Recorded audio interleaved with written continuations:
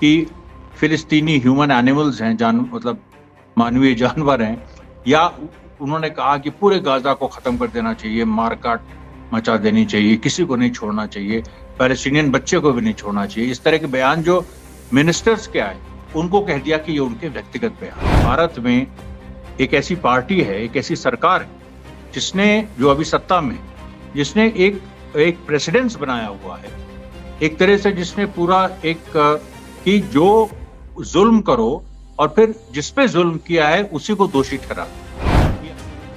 यहां तक जब बात आई कि जो जर्नलिस्ट मारे गए, 107 मारे गए थे, आज शायद पिछले कुछ दिनों में 8 से 10 और मारे गए, 117 जर्नलिस्ट। उन जर्नलिस्ट को कह दिया कि हमास के लोग हैं, कि औरतों और बच्चों को, औरतें और बच्चे बीच में आ रहे हैं और उधर हमास के लोग हैं, तो वहां you can fire without thinking of the consequences, although avoid civilian casualties, without thinking of the consequences. ये इजराइल का ऑर्डर है, ऑर्डर नंबर 763। दुनिया के सामने ये बात है कि इजराइल हर चीज जस्टिफाई कर रहा है इस नाम से कि जेनोसाइड उसने नहीं किया, उसके खिलाफ जेनोसाइड हुआ। 1200 उसके लोग मारे गए 7 अक्टूबर को, जिसमें से उसने, इजराइल ने खुद कहा है, 319 सैनिक थे, 68 करीब पुलिस ऑफिसर्स थे, कुछ सिक्योरिटी गार्ड्स थे और 700 से लेकर 750 सिविलियंस थे। और यहां पर क्या है, यहां पर 23,000 लोग मारे गए हैं। और एक बात और, 23,000 जो लोग मारे गए हैं जिसमें औरतें और बच्चे हैं, ये बात इजराइल ने कह दी है कि वो उसमें से ज्यादातर हमास के ऑपरेटिव्स हैं, औरतों और बच्चे। बहुत बहुत स्वागत है आपका बोलता है हिंदुस्तान में। हम आज बात करने जा रहे हैं जो इंटरनेशनल कोर्ट ऑफ जस्टिस में साउथ अफ्रीका ने केस किया इजराइल के खिलाफ, जेनोसाइड, नरसंहार का, 11 जनवरी को जिसकी सुनवाई हुई और जिसमें साउथ अफ्रीका ने अपना पक्ष रखा कि हम क्यों ये केस ला रहे हैं। अब उसमें देखिए बहुत सारे ऐसे पहलू हैं कि लोगों को जिसके बारे में अभी क्लियर आइडिया नहीं है। इंटरनेशनल कोर्ट ऑफ जस्टिस में जो साउथ अफ्रीका गया, वो गया इजराइल नरसंहार कर रहा है ये सिद्ध करने नहीं, वो गया कि इजराइल नरसंहार करने का इरादा रखता है, जेनोसाइडल इंटेंट। पहले आर्गुमेंट ये किया, आने वाले दिनों में हो सकता है साउथ अफ्रीका जब बहस आगे बढ़े तो जेनोसाइड का एक फॉर्मल चार्ज ले आए, लेकिन फिलहाल उसने जो कहा है कि पहले जेनोसाइडल इंटेंट अगर एस्टैब्लिश हो जाता है तो 1948 के जेनीवा 1948 का जो जेनोसाइड कन्वेंशन है जिसपे इजराइल भी सिग्नेटरी है, फिर साउथ अफ्रीका 1994 में जब आजाद हुआ तो फिर वो भी सिग्नेटरी है, तमाम देश, भारत, अमेरिका, सभी सिग्नेटरी हैं। तो उसके जो कुछ क्लॉजेस हैं उसमें ये लिखा है कि जेनोसाइडल इंटेंट अगर एस्टैब्लिश हो जाता है उस समय भी international court of justice act कर सकता है, या सिक्योरिटी काउंसिल को, यूएनओ के कह सकता है कि एक्ट करो। तो इस वजह से साउथ अफ्रीका ने जो 11 जनवरी को उसने तथ्य पेश किया, और उसमें सबसे महत्वपूर्ण जो तथ्य थे जो जेनोसाइडल इंटेंट स्थापित करते हैं, वो तथ्य थे कि जो इजरायली मिनिस्टर यहां तक कि बेंजामिन नेतन्याहू का जो खुद के बयान रहे हैं जिसमें वो सिविलियन स्लॉटर को, कि कोई युद्ध के मैदान में या युद्ध के समय नागरिकों को आप मार सकते हैं, औरतों और बच्चों को मार सकते हैं, ये ऐसे स्टेटमेंट्स इजरायली लीडर और वहां के प्रधानमंत्री ने, बेंजामिन नेतन्याहू तक ने दिए। उसके बारे में साउथ अफ्रीका ने एक अपना केस रखा। उसने सारे आंकड़े भी रखे कि अभी तक 23,000 से ऊपर लोग मारे जा चुके हैं, जिसमें करीब 70% औरतें और बच्चे हैं, और करीब 50,000 से ऊपर लोग इंजर्ड हैं, उसका भी वही है, उसमें औरतें और बच्चे सबसे ज्यादा हैं। 7,000 लोग मिसिंग हैं, उनका पता ही नहीं कहाँ है। और जिस तरह से अस्पतालों पे बमबारी की, जिस तरह से जर्नलिस्ट 117 मारे गए, ये सारी चीजें इजराइल ने international court of south Africa ने इंटरनेशनल कोर्ट ऑफ जस्टिस के सामने 11 जनवरी को रखा, और दमदार एक उसका केस और दमदार दलीलें मानी गई। साउथ अफ्रीका के जो 2 प्रमुख लॉयर्स थे उन्होंने इस केस को रखा, एक महिला और एक पुरुष। और अब सवाल यह है कि आज इजराइल ने उसका जवाब दिया इंटरनेशनल कोर्ट ऑफ जस्टिस में, क्योंकि आप किसी पे चार्ज लगाते हैं तो फिर उसको उसका जवाब देना पड़ा। अब आप देखिए यहीं पर पेच है, क्योंकि जो इज़राइल ने जवाब दिया है, हम उसके बारे में आपको बताना चाह रहे हैं। इज़राइल ने डिनाई किया है कि उसने कोई जेनोसाइड नहीं किया। इज़राइल ने, और आप जब सुनेंगे तो आपके रोंगटे खड़े हो जाएंगे, लेकिन शायद ना हो, क्योंकि भारत में एक ऐसी पार्टी है, एक ऐसी सरकार है जिसने, जो अभी सत्ता में है, जिसने एक एक प्रेसिडेंस बनाया हुआ है, एक तरह से जिसने पूरा एक कि जो जुल्म करो और फिर जिस पे जुल्म किया है उसी को दोषी ठहरा दो। ये हमने जो यूपी में जो सीएए और एनआरसी के खिलाफ आंदोलन हुए, उसमें गोली चली, बहुत सारे लोग मारे गए, फिर उन्हीं के घर भी तोड़े गए। हरियाणा में हमने देखा कि जो इस तरह के सांप्रदायिक दंगे हुए और उसमें जो लोग विक्टिम्स थे, उन्हीं के घर बुलडोजर चलने लगा। ये कई जगह हमने इस चीज को देखा है कि सरकार तय करती है, मध्य प्रदेश में भी सरकार कई बार क्या, 80% जो विक्टिम्स हैं उन्हीं को दोषी ठहरा देती। यही चीज इजराइल ने की है, सिंपल बात समझिए, यही चीज इजराइल ने की और ये चीज मतलब दुनिया के सामने उसने सीना ठोक के इस चीज को खुले आम उसने इस चीज को कहा है कि एक्चुअली जेनोसाइड हमने नहीं किया, जेनोसाइड हमास ने किया। और साउथ अफ्रीका मेरे खिलाफ केस ला रहा है, साउथ अफ्रीका के खिलाफ केस होना चाहिए। आपने सुना ना पहले इस तरह की बातें भारत में। ये इजराइल ने एक्चुअली कहा कि हमारे खिलाफ जेनोसाइड का केस तो हमास के खिलाफ होना चाहिए, साउथ अफ्रीका के खिलाफ होना चाहिए कि वो हमास से मिला हुआ है। ये इजराइल का डिफेंस था। दूसरी बात जो इजराइल ने कही, जब ये जेनोसाइडल इंटेंट की बात आई, तो इजराइल ने कहा कि जो जिन नेताओं ने ऐसे स्टेटमेंट्स दिए कि फिलिस्तीनी ह्यूमन एनिमल्स हैं, मतलब मानवीय जानवर हैं, या उन्होंने कहा कि पूरे गाजा को खत्म कर देना चाहिए, मारकाट मचा देनी चाहिए, किसी को नहीं छोड़ना चाहिए, पैलेस्टीनियन बच्चे को भी नहीं छोड़ना चाहिए, इस तरह के बयान जो मिनिस्टर्स के आए, उनको कह दिया कि ये उनके व्यक्तिगत बयान है। अब ये भी एक पैटर्न बहुत फेमिलियर है, क्योंकि भारत में भी ऐसे ही होता रहा है। जो पार्टी और सरकार सत्ता में है, वो इस तरह की बहुत सारी उसके लोग बयान देते हैं और फिर उससे वो करनी काट जाते हैं। साध्वी प्रज्ञा ने जब महात्मा गांधी पे हमला किया था, तो प्रधानमंत्री ने कहा था कि मैं उनसे बात नहीं करूंगा। उनको बिना निकाले पार्टी से, बिना कुछ किए, और उनका व्यक्तिगत बयान कह दिया था। बहुत सारे मोहन भागवत के भी बयान व्यक्तिगत बयान कह दिए जाते। तो हम इस पैटर्न से फेमिलियर है। इजराइल ने यही किया, ये कह दिया कि ये जो बयान थे ये गवर्नमेंट की ऑफिशियल पॉलिसी नहीं थी। अब आप देखिए यहीं यहीं पर इजराइल ने अपना एक चालाकी भी दिखाने की कोशिश की, लेकिन यहीं फंस भी रहा है। क्यों? क्योंकि नेतन्याहू ने, जो उनका प्रधानमंत्री है, उसने एक बाइबल का हवाला देते हुए एक जगह उसने कहा था, उसने कोट किया कि भगवान ने ये इजाजत दी है, जो ओल्ड टेस्टामेंट बाइबल है, जो जूस मानते हैं, तो अब उस बहस में हम नहीं जाएंगे, लेकिन जो जैसे ओल्ड टेस्टामेंट है जिसको जूस मानते हैं, उसमें उसने कहा कि एक ऐसा उदाहरण है कि जिसमें भगवान ने कहा कि दुश्मनों को मार दो, उनके औरतों और बच्चों को और उनके कैटल्स को भी मार। ये उसने खुलेआम नेतन्याहू ने कहा।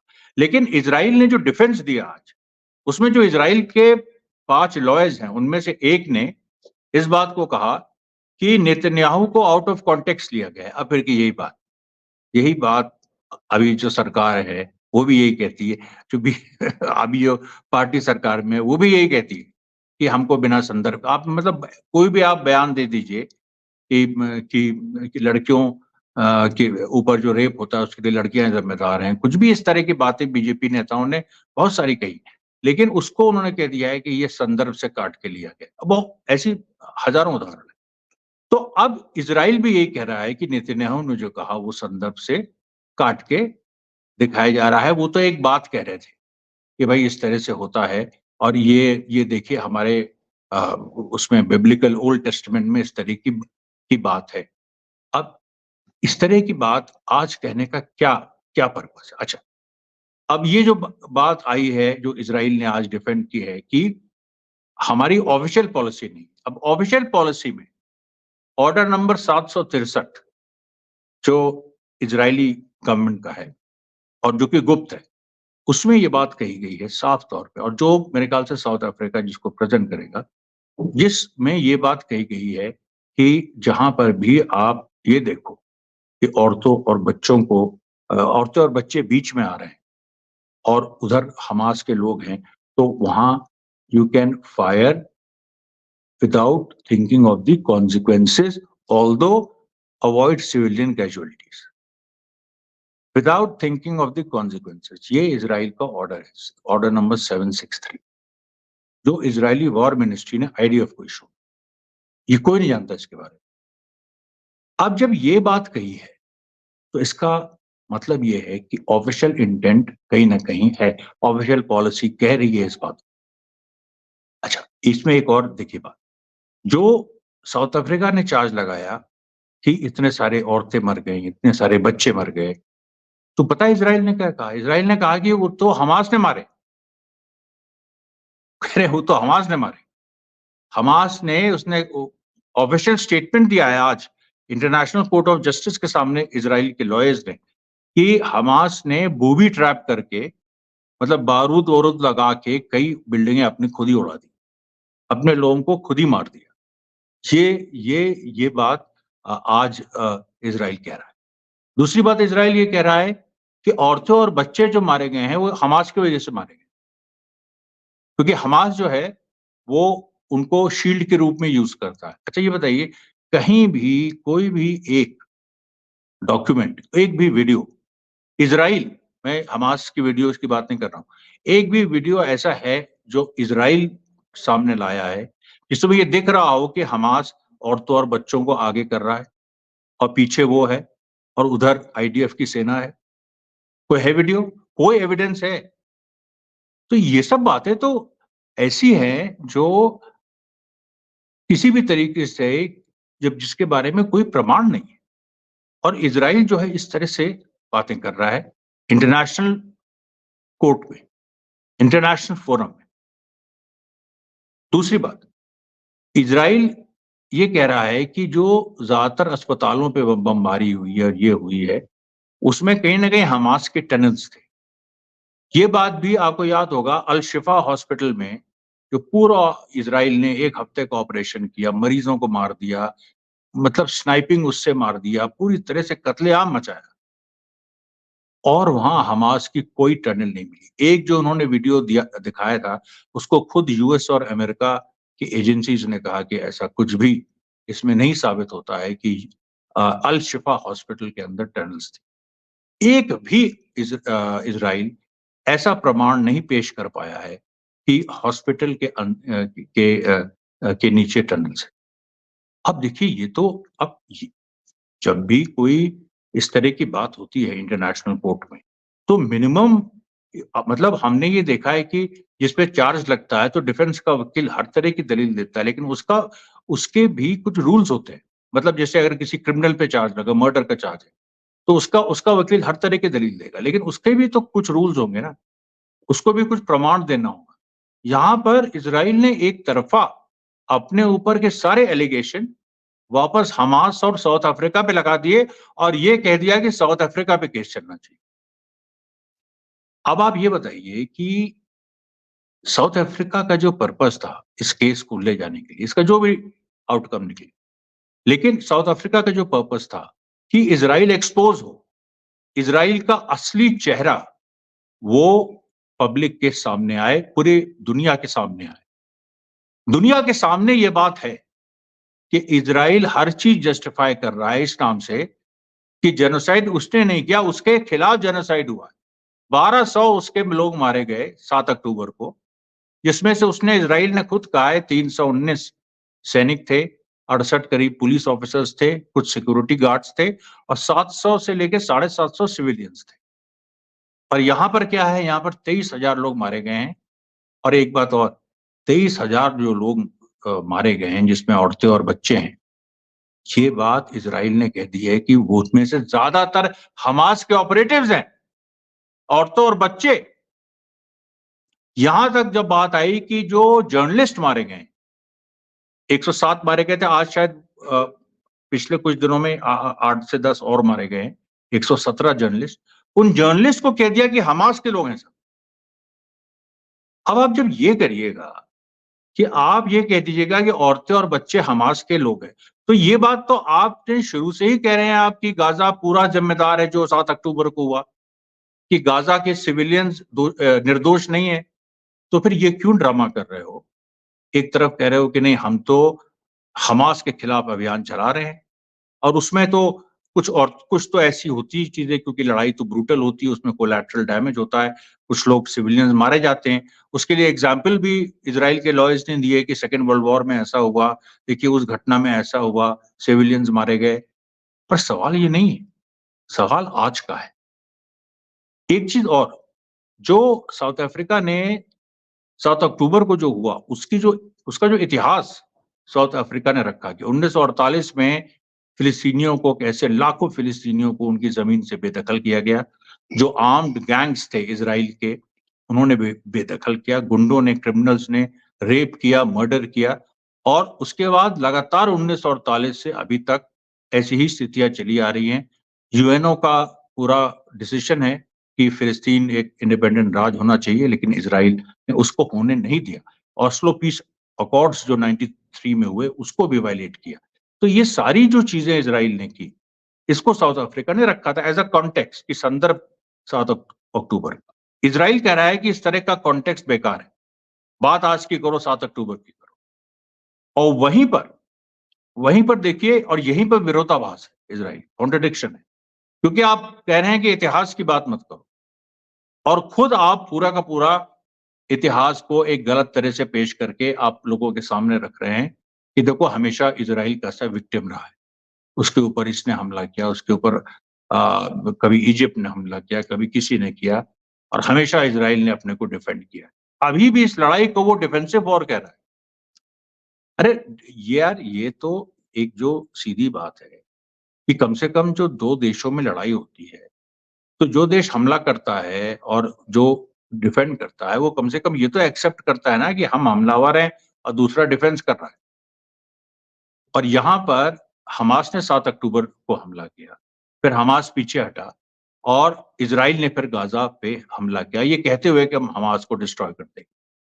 अब वॉर में इस तरह की आगे पीछे ये सब होता रहता है, लेकिन जो खुल के ये बात कहना कि हम विक्टिम हैं, हमारा हमारा जो हम जो कर रहे हैं वो सही। अच्छा, आप जो कर रहे हैं, आप अपने लैंड को डिफेंड कर रहे हैं, बहस इस पे नहीं है, बहस इस पे नहीं, बहस इस पे है कि जेनोसाइडल इंटेंट आपका है कि नहीं, आपका नरसंहार करने का इरादा है कि नहीं, और अभी तक आपके एक्शंस ने ये बात साबित की है।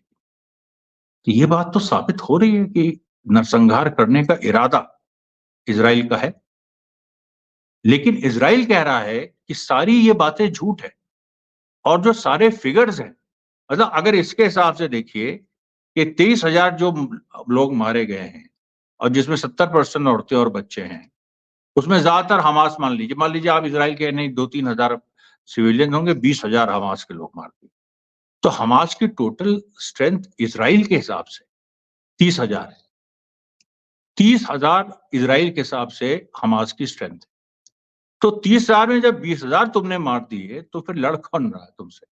तुम्हारे इतने सैकड़ों सैनिक किसने मारे? आज तक, आज खबर आई है कि जो, और मैंने इस स्टोरी को सबसे पहले एक्स पे ब्रेक किया था कि इजराइल में किस तरह से 20,000 उसके सैनिक विकलांग हो सकते हैं, और आज कंफर्मेशन आ गया, इजरायली मीडिया ने कहा 20 नहीं, 30,000, 30,000 हो सकते हैं। तो तुम्हारे 30,000 सैनिक विकलांग हो सकते हैं, किसने मारा? अगर हमास 30,000 था, 20,000 तुमने मार दिए, तो बाकी मतलब जो हैं 10,000, उन लोगों ने तुम्हारे 30,000 विकलांग कर दिए, तुम्हारे 4-5 हजार मार दिए, 4-5 हजार तुम्हारे घायल कर दिए, मतलब अजीब बात है। उसके बाद आप देखिए फिर 30,000 कह रहे हैं विकलांग हुए, लेकिन मारे जाने वालों की संख्या वही की वही रखी हुई है, जो इनको जो पहले थी कि करीब 200-250 लोग हमारे मारे गए गाजा ऑफेंसिव के बाद, कुल 500 करीब मारे गए। और उसके बाद जो इंजर्ड, उनकी भी असली फिगर ये नहीं बता रहे। कभी 2300 कहते, कभी 400 कहते। आप बताइए, जब 30,000 विकलांग हैं जहां, वहां पर इंजर्ड की संख्या, क्या विकलांग कोई दूसरी दुनिया में आते हैं? क्या वो किसी और कैटेगरी में आते हैं? ये पूरा एक देखिए इसमें, और इस चीज को अमेरिका सपोर्ट कर रहा है, ब्रिटेन सपोर्ट कर रहा है, उदारवादी सपोर्ट कर रहा है। मुझे इसी चीज से एक समस्या है, और इसमें नाराजगी बिल्कुल जायज है कि आप किस आधार पे इन लोगों को आप सपोर्ट कर रहे हैं, इसराइल को। कोई मुझे बताए कौन सा ऐसा लिबरल है जो इस चीज को, इसराइल को क्यों सपोर्ट कर रहा है, किस बात पे, जब वो साफ साफ ये कह रहा है। अब आप मतलब ये ठोस तथ्य है कि 30,000 हमास के लोग, इजरायली रिकॉर्ड के हिसाब से वही निकलवा लो, उसमें से 20,000 लोग जो हैं वो तुमने मार दिए।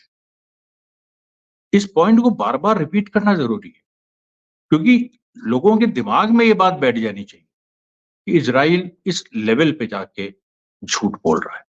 आने वाले दिनों में इस तरह के और खुलासे होंगे और हम आपके बीच बातचीत करने आएंगे। धन्यवाद साथियों, बहुत बहुत धन्यवाद।